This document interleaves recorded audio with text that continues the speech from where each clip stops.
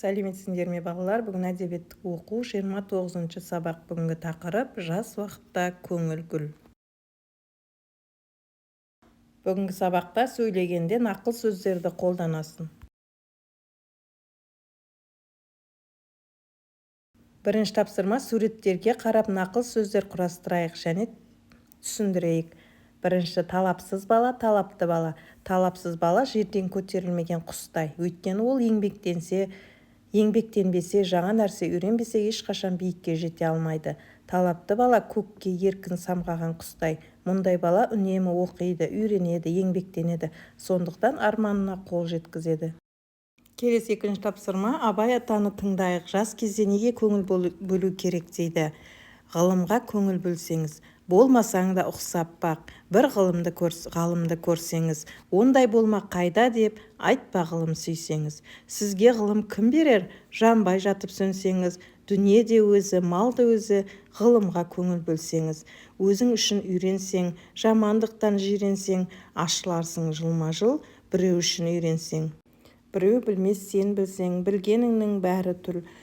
Сөзіне қарай кісіні ал, кісіге қарап сөз алма. Тез үйреніп, тез жойма, жас уақытта көңіл гүл. Абай Құнанбаев. Үшінші тапсырма: ақын ойын қалай түсінесің? Дүние де өзі, мал да өзі, ғылымға көңіл бөлсеңіз. Бұл жерде ақынның ойы: ғылым, білімге көңіл бөлсең, байлық пен дүниені де табуға болады деген мағынада айтылған. Төртінші тапсырма: бүгін Сәуле тағы да өлеңді жаттамай келді. Не істеу керек? Мұғалім басқа балалардан сұрағанша өлеңнің бір жұмағын ғана жаттап үлгерді әйтеуір. Сәуле өзінің тапқырлығына мәз болды.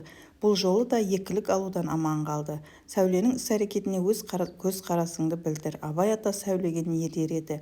Өлеңді пайдаланып жауап бер.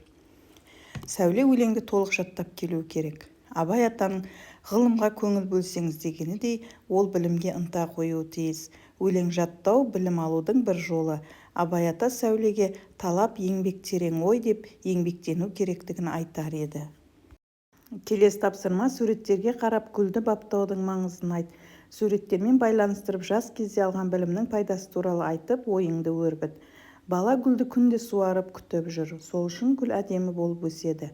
Бұл бізге еңбек етсең жақсы нәтиже аласың. Кішкентай кезден үйренген білім адамды еңбекқор, ұқыпты етеді екен балалар.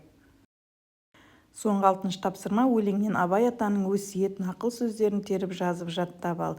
Болмасаң да ұқсап бақ. Бір ғалымды көрсеңіз. Талап еңбек терең ой, қанағат рақым ойлап қой. Адам болам десеңіз, өсек өтірік мақтаншақ, еріншек бекер мал шашпақ.